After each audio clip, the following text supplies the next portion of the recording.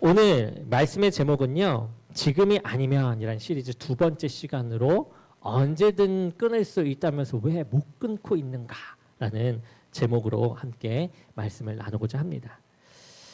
사랑하는 성도 여러분, 우리가 참 쉽게 입에 올리는 말이고 참 쉽게 마음에서 우러나오는 그런 말이 하나 있어요. 무엇이냐? 나는 언제든지 이것을 끊을 수 있어 라는 거예요. 그것이 습관이든, 그것이 영상을 보는 것이든, 그것이 마음의 버릇이든, 무엇을 두고 하는 말이든 간에 우리는 이러한 말들을 내 속에서든 입 밖으로든 자주 한다라는 거예요. 마음만 먹으면 내가 언제든지 이거 끊을 수 있어 라는 거예요. 그런데 오늘 본문은요, 우리에게 아주 찌르는 또 정직한 진실 하나를 들이밉니다. 자, 언제든 끊을 수 있다라고 말하는 바로 그 사람이, 바로 그 순간이 사실은 이미 끊지 못하는 사람이고 그 끊지 못하는 순간이다라는 것이에요. 우리는 보통 자유를 이렇게 생각해요. 내 마음대로 할 수 있는 상태, 언제든지 그만둘 수 있고 내가 결정할 수 있는 상태, 이것을 자유라고 얘기합니다. 그런데 본문이 보여주는 자유는 그것과는 다릅니다. 언제든 끊을 수 있다라는 그 말이요, 사실은요, 우리가 묶여 있다는 가장 분명한 증거가 된다라는 거예요. 줄에 묶인 사람도 여러분, 줄이 길어져서 좀 덜 보이게 되면 자기가 자유롭다라고 생각해요. 그러나 발밑을 보면 여전히 줄은 거기에 묶여 있습니다. 우리가 지난번에 우리는 나중에 한다면서 왜 안 하는가라는 말씀으로 우리가 보았죠. 나중에 하겠다라는 말이 사실은 안 하겠다라는 말이다라는 것을 우리가 또 이야기했었습니다. 그런데 그 미룸은 여기서 멈추지 않아요. 이 미루고 미루다 보면 어느새 그것은 미룸이 아니라 무엇이 되냐? 묶임이 된다라는 거예요. 오늘 우리가 함께 설 자리가 바로 그곳입니다. 미루던 자아가 어느덧 묶인 자아가 되어 있는 그 자리.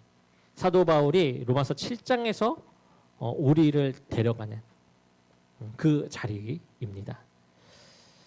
우리 본문을 보게 되면 7장인데 이 전장인 6장에 보면요, 우리가 죄에 대하여 죽고 그리스도 안에서 살았다라는 아주 놀라운 신학을 펼칩니다. 너무나도 놀라운, 가슴 뜨겁게 하는 신학이죠.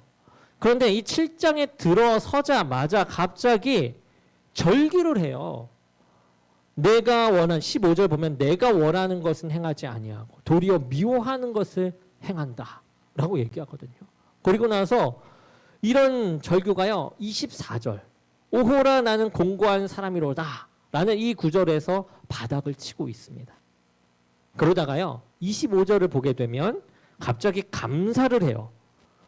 그리고 나서 9장 8장으로 들어가면서 그러므로 이제 그리스도 예수 안에 있는 자에게는 결코 정죄함이 없다라고 얘기하며 그렇게 흘러갑니다. 본문을 보면요, 자유와 자유 사이의 장이 7장으로 봐요. 그러니까 6장의 자유와 8장의 자유 그 사이에 놓인 결정적 다리의 역할이 오늘 우리가 보는 본문 말씀이다라는 것입니다. 본문을 더 깊이 이해하려면 바울이 왜 그토록 이 율법을 붙들고 씨름했는지를 먼저 알아야 돼요. 이 1세기 유대인들에게 이 율법, 곧 이 토라라고 하는 그것은 단순한 도덕 규칙의 목록이 아니었어요. 이것을 해야 된다라는 그런 그냥 단순한 지침이 아니었다라는 거예요. 그것은 하나님과 이스라엘 사이에 이 언약 그 자체였죠. 그리고 하나님께서 자기 백성에게 친히 주신 거룩하고 의롭고 아주 선한 그러한 선물이었습니다. 율법을 목숨처럼 품고 살았던 사람들이에요. 그런데 바울은 그 거룩한 율법조차 죄를 이기는 길이 되지 못한다라고 지금 선언을 하고 있는 것입니다. 유대인에게 이것은 상당히 충격적인 말이에요. 상당히 충격적인. 왜 그러냐면은 여러분, 율법은요, 왜 이것이 바울의 얘기가 맞는 것이냐 하면 율법은 우리에게 무엇이 잘못인지 정직하게 비춰줘요. 맞아요. 비춰줄 수는 있어요. 그러나 우리를 그 잘못에서 건지는 일은 못해요. 율법은 우리를 진단할 뿐이지 우리가 어떤 잘못을 했는지 어떤 부분이 문제인지를 진단할 뿐이지 우리를 고치는 길까지 인도하지는 못한다라는 것이에요. 그러니 우리가 신앙생활을 뭐뭐 해야 한다, 뭐뭐 하지 말아야 된다 이런 목록으로만 우리가 붙들고 있잖아요. 그러면 우리는 평생 진단만 받고 있는 것이고 치유의 길은 못 가는 그러한 자리에 있는 것입니다. 여기서 한 가지 짚고 가면 이 본문에서 이 바울이 나라는 말을 계속 사용해요. 계속 본문을 보시면 나라는 말을 계속 사용하거든요.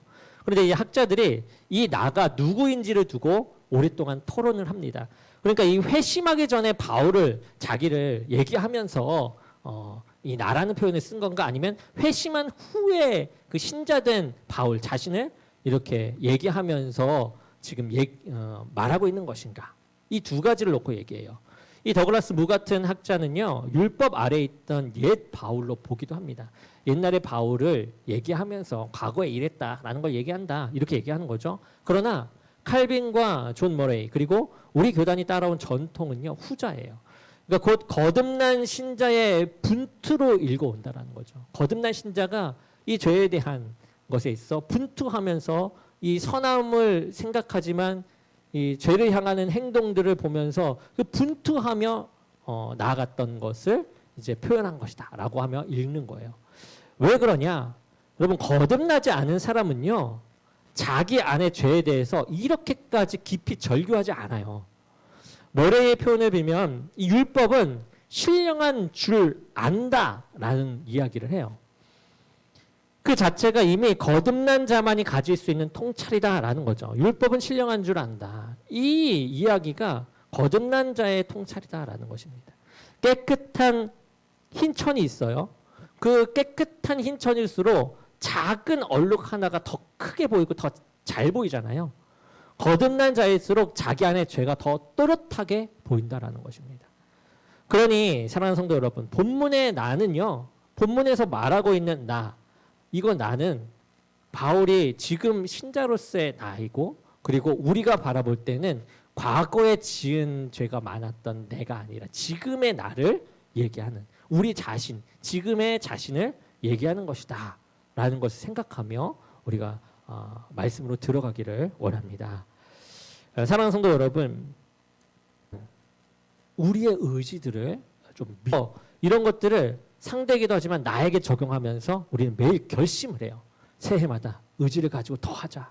부흥해마다 고난주간마다 우리가 각각 그런 결단이 필요한 그 시기마다 이번에는 반드시 끊어내리라. 이번 주부터는 내가 반드시 그렇게 내가 그런 계획한 대로 신실하게 살아가리라.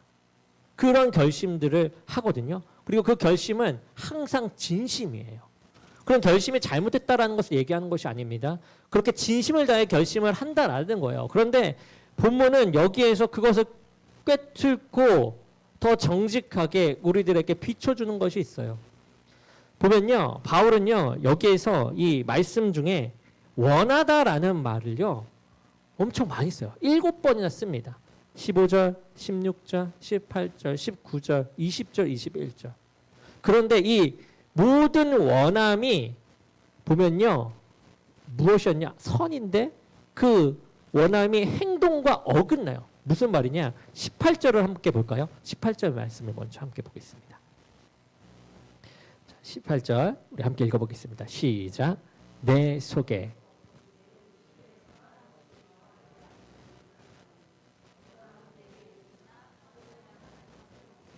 아멘. 뭐라고요? 원함은 내게 있어요. 근데 선을 행하는 것이 없대요. 그러니까 의지는 있는데요. 의지는 있어요. 선을 행하려는 의지가 있는데 그 의지가 행동을 만들어내지 못하고 오히려 반대 걸 만들어낸다라는 거예요. 여기서 우리가 놓치지 말아야 할 것이 있어요. 본문에서 이제 행하다라고 번역된 움직이는 그런 표현이죠. 행하다로 번역된 이 헬라어 단어예요. 이것은 그냥 무엇을 한다는 그냥 가벼운 말이 아니에요. 이 카테르가 조이마, 그러니까 이 행하다라는 이 단어가요. 결과를 만들어내고 결실을 끌어낸다라는 그런 무게가 있는 말이거든요. 여기에 나오는 이 헬라어의 말이. 그러니까 우리가 원하지도 않는 그 결실을요. 우리는 원하는 게 선이에요. 근데 그 원하지 않는 결실이 내 안에서 나도 모르는 사이에 그렇게 만들어내지고 있다라는 말이에요. 19절의 고백도 그대로입니다. 우리 19절도 읽어보겠습니다. 자, 시작. 내가 원하는 바.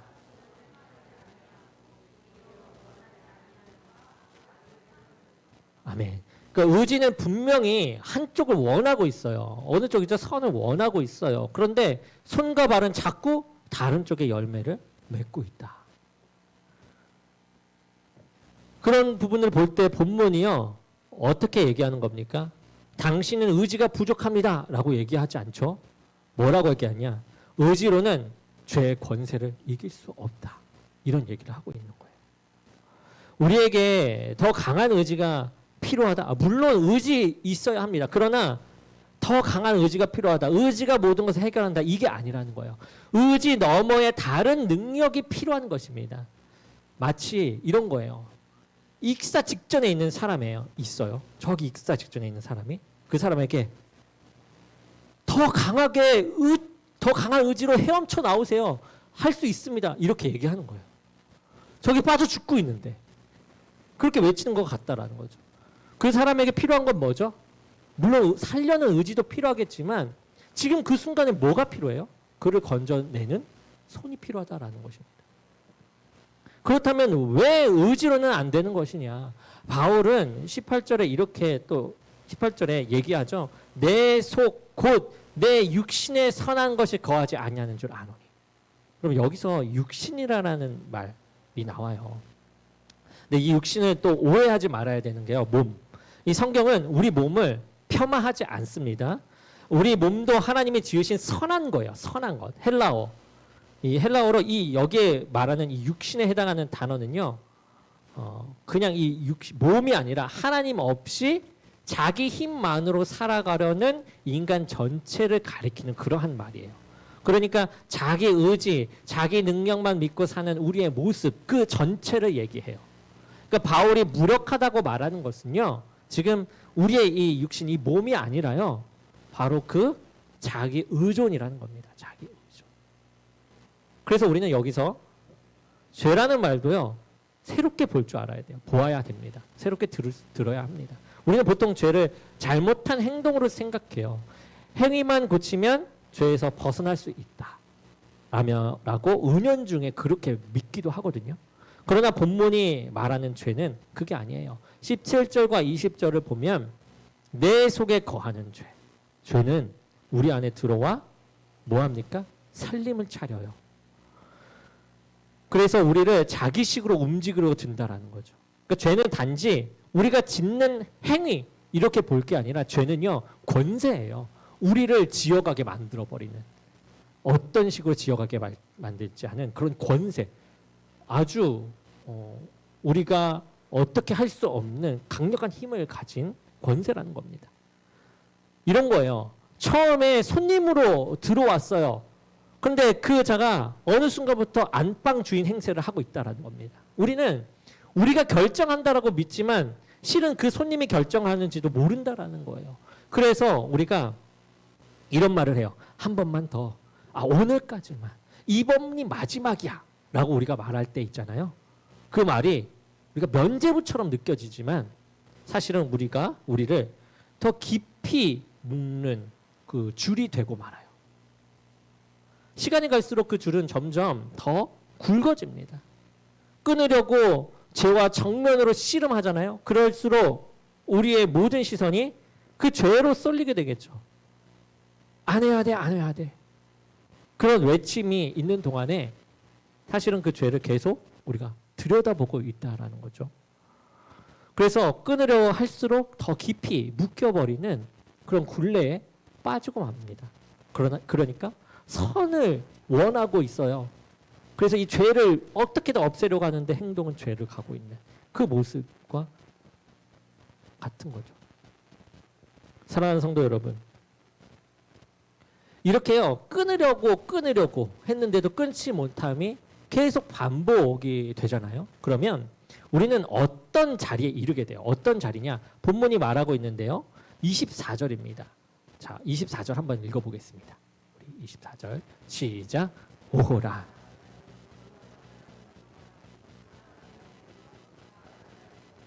아멘.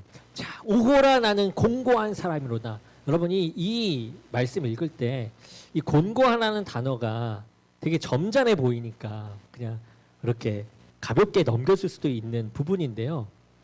그러나 이 바울이 쓴 이 헬라어 이 곤고한이라는 단어는요, 그렇지 않아요.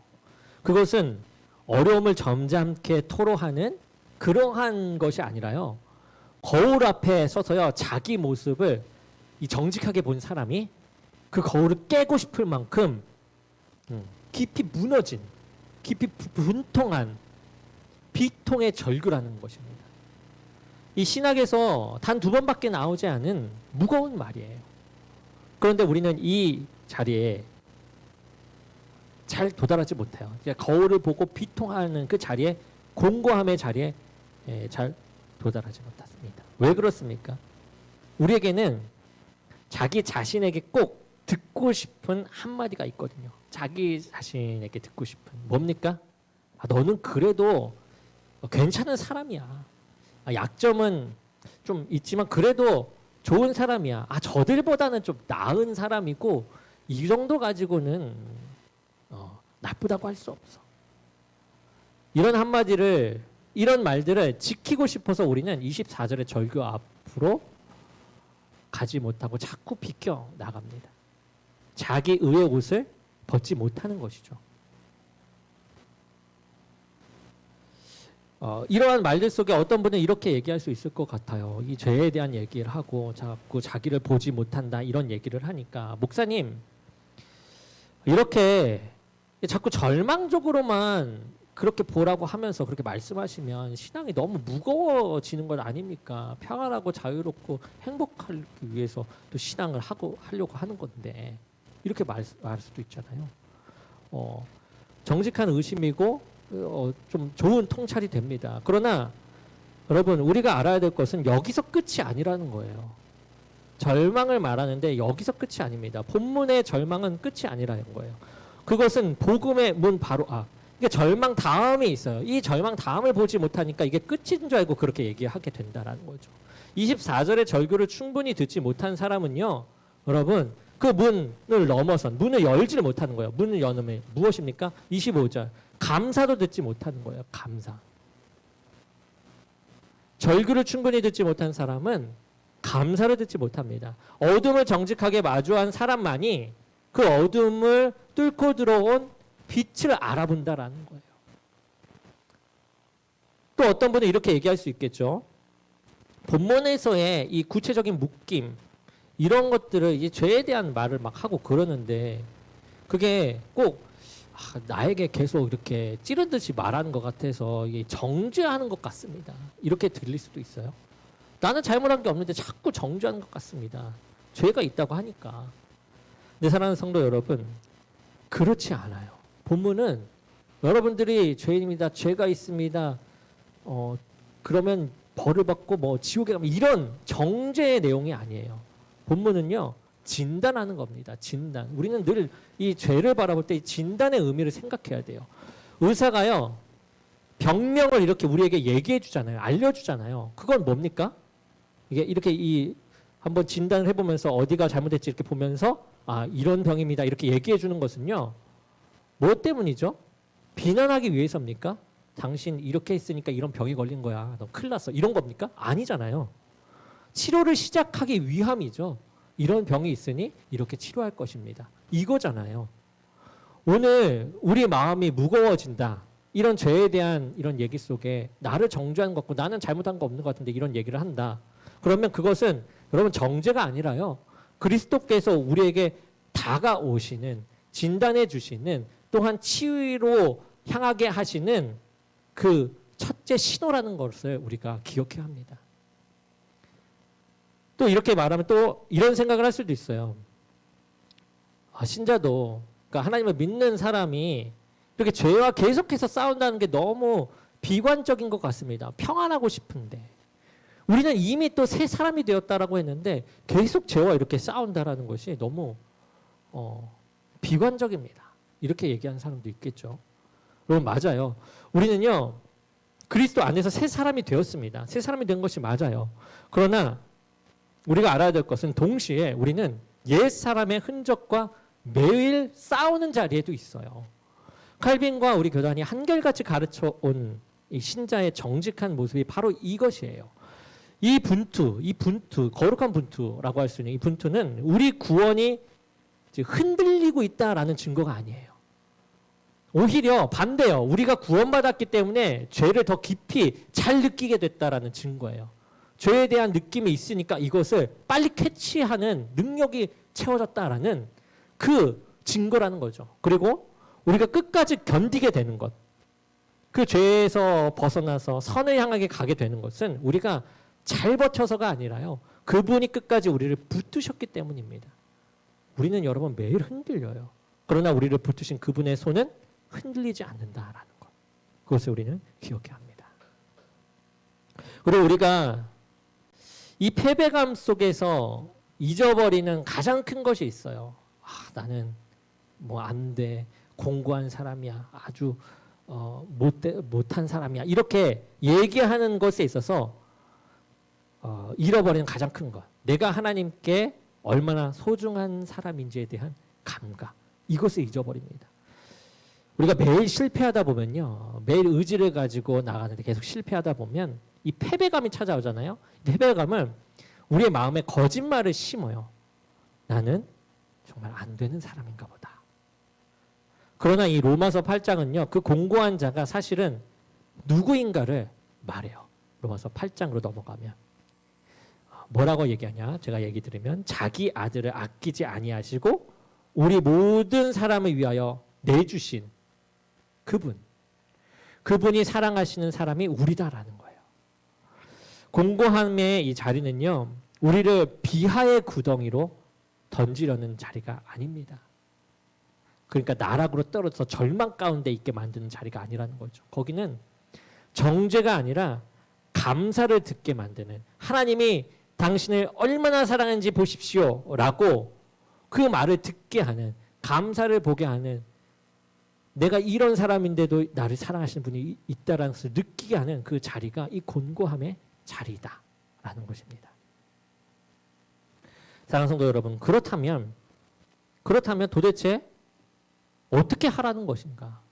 결심으로 안 된다면 이제 무엇을 해야 된다라는 것인가? 이 본문이 말하는 답을 지금 이제 말해야 되겠죠.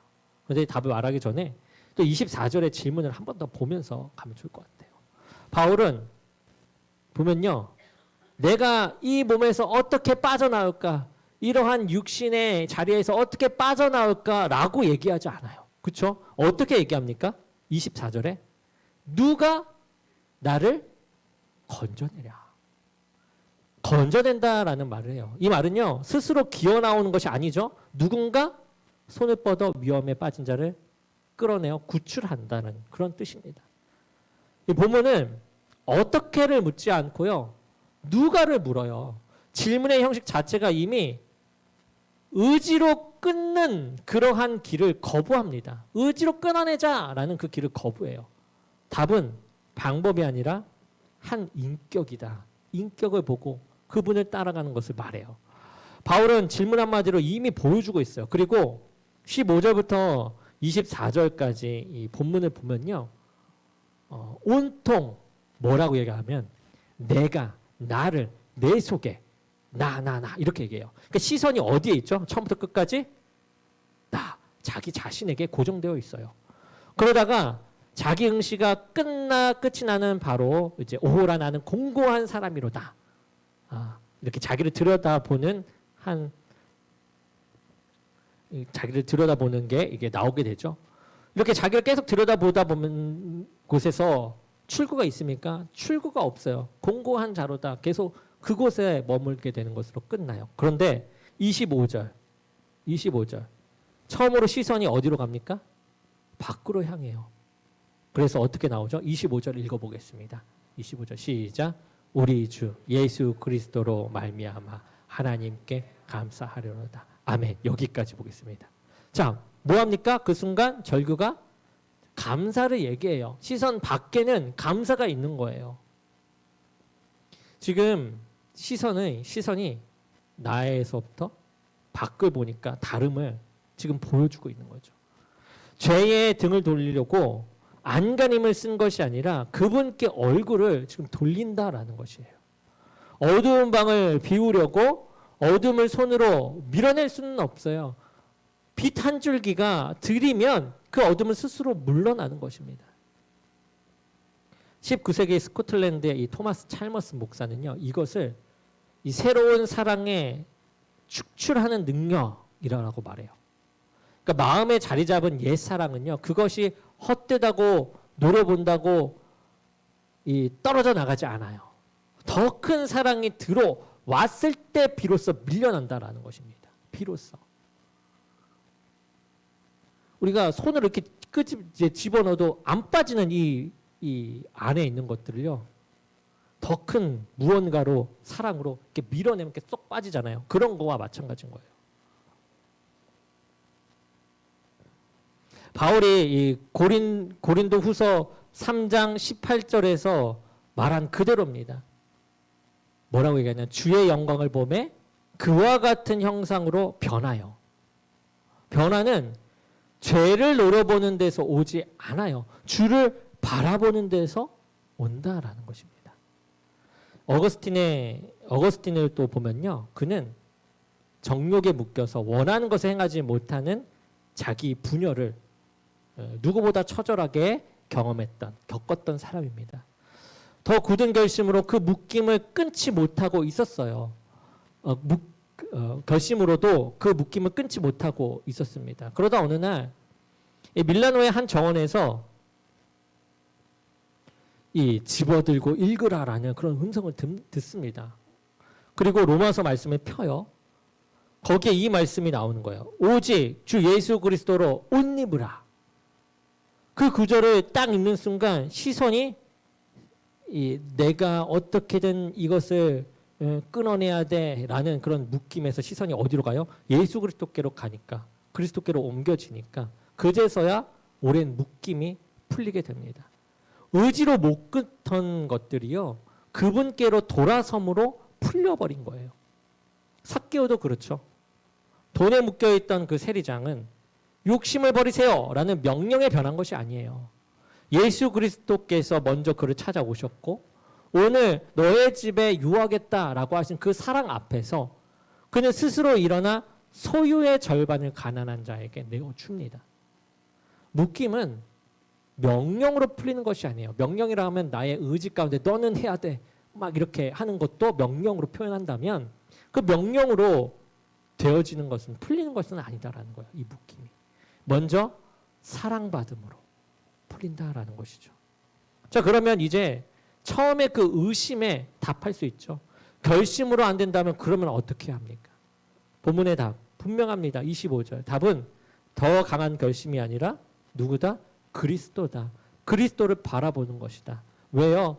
여러분, 결심을 해도요, 우리가 결심했을 때 더 나은 길은 우리가 스스로 경험하지 못했거든. 그래서 더 거룩하신 주님의 하신 행함을 보고 따라가는 거예요. 그 사랑을 경험하면서 그 사랑 가운데로 움직여 나가는 겁니다. 우리로서는 할 수 없는 것들이에요. 우리 안에 그분의 사랑이 그렇게 자라날 때 그 사랑이 작은 신들을 밀어내요. 작은 신이라 하면 우리의 욕심, 우리가 다른 욕심으로 섬기고 있는 그 신들을 밀어냅니다. 의지로 끊어지는 게 아니라 더 강한 사랑이 작은 사랑이라 하면 우리의 욕심에 가득한 그 사랑, 그 사랑을 무너뜨리는 거죠. 큰 사랑은 주의 사랑. 그러나 여러분, 우리가 또 오해하지 말 것은 이것은 아무것도 하지 말고 가만히 있으라는 말이 아니에요. 그렇다면 가만히 있어야 됩니까? 아니에요. 성화, 곧 성령께서 우리를 그리스도의 형상으로 빚어가시는 그 평생의 일은 우리가 가만히 있으면 일어나지 않아요. 그것은 우리가 시선을 그분께 두고 분투하는 그 자리에서 그분이 친히 일하시는 그 일이에요. 다만 그 분투의 방향이 다르다라는 거예요. 죄를 노려보는 분투가 아니라, 죄를 노려보면서 나아가는 그런 분투가 아니라 그분을 바라보면서 나아가는 분투예요. 이것을 우리가 기억하면서 지혜를 구해야 돼요. 사랑하는 성도 여러분, 오늘 본문이 우리에게 요구하는 것은 결심의 강화가 아니었죠. 시선의 방향이었습니다. 시선을 바꾸는 것이었어요. 안 해야 돼, 안 해야 돼. 이거를 자기 자신에게 외치는 그 자리에서 빠져나와서 이제 주님을 바라보자. 주님의 이름을 부르자. 주님의 자리로 가자. 이렇게 옮겨가는 거예요. 성경에 말하죠. 로마서 10장 13절. 누구든지 주의 이름을 부르는 자는 구원을 받으리라. 한 찬송 시인이 이렇게 노래했습니다. 눈을 들어 예수를 보라. 그분의 놀라운 얼굴을 바라보라. 그리하면 세상의 것들이 그분의 영광과 은혜의 빛 안에서 이상하리 많지 희미해지리라. 여러분, 이 찬송을 지은 이 헬렌 레멜은요, 정작 그 가사를 쓸 때 앞을 보지 못하는 시각 장애인이었어요. 육신의 눈으로는 아무것도 보지 못해요. 그렇지만 마음의 눈은 누구보다 또렷이 그분을 바라보고 있었다라는 것입니다. 세상의 것들은 억지로 떼어내는 것이 아니라 떼어낼 수가 없어요. 그분의 영광의 빛 안에서 희미해지는 것입니다. 우리가 그토록 끊으려 애썼던 그 한 가지를 오늘 마음에 한번 떠올려보죠. 그것을 우리가 누려보지 마세요. 손으로 밀어내려고 하지 마시고요. 다만 고개를 들어 그분을 바라보시기 바랍니다. 그분의 이름을 부르세요. 그 순간 이 패배감은 회복되는 것이 아니라 오히려 사라지게 되는 것입니다. 그리고 우리는 다시 듣게 되어요. 내가 그분께 얼마나 소중한 사람인지를. 우리가 이제 다음 주에는요, 한 걸음 더 깊이 내려갈 것입니다. 이 묶인 욕구가 어떻게 우리의 시선까지 흐려놓아 없으면서 있는 척하는 그런 겉멋에 속게 되는지, 속게 만드는지 그것을 보게 됩니다. 사람의 외모가 아니라 중심을 보시는 그분 앞에 서는 자리로 우리가 함께 나아가려고 합니다. 끊으려는 의지가 아니라 바라보는 시선, 그 시선으로 그분의 이름을 부르며 살아가는 저와 여러분이 되기를 주님의 이름으로 간절히 축원합니다.